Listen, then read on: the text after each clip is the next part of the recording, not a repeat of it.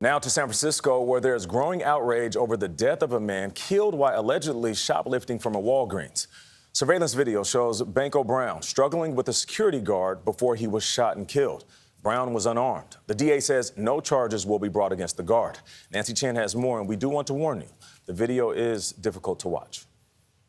Justice for who? Banko Brown! Protests continued in San Francisco following the release of surveillance video by the district attorney's office showing the moments 24-year-old Banko Brown was shot and killed. I will be bringing a complaint, a civil action complaint against Walgreens, the security company, and the security officer himself. Famed civil rights attorney John Burris is representing Brown's family and says the shooting was unnecessary and unlawful. I'm surprised that the district attorney, after seeing that video, chose not to go forward. Surveillance footage shows Brown with a bag in his hand walking toward the exit. The security guard, Michael Earl Wayne Anthony, blocks Brown, pushing and shoving him. The guard then appears to punch Brown several times before knocking him down to the ground. The men continue fighting for several seconds until Brown grabs the bag and heads to the exit.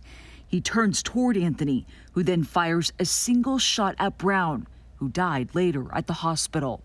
Burris says the video shows Anthony as the clear aggressor.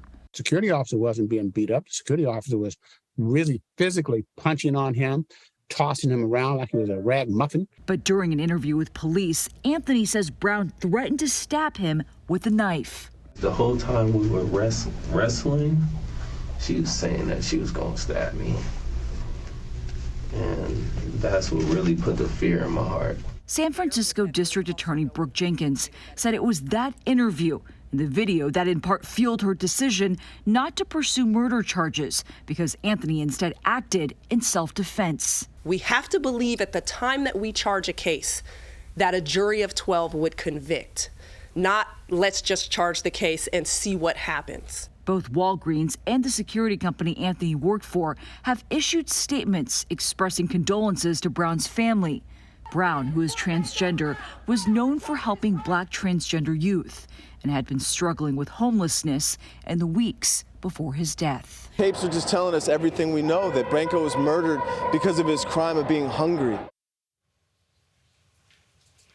So many questions in that story. And when you look at the video, for me, it's hard to see exactly what's going on, but because there was clearly some kind of struggle there. Yeah. He says he was afraid of his life, that he had been threatened, but it just seems like there was another way that could have ended. Yeah, that's the best way The person to say was it, yeah. unarmed, and leaving the store. Well, yeah. Very upsetting. Shoplifting is a big issue in San Francisco, a lot of big cities. I don't know what the boundaries of appropriate reaction are for security guards. For a man Anthony doing clearly his didn't want job. to be in that position. Right. Yeah.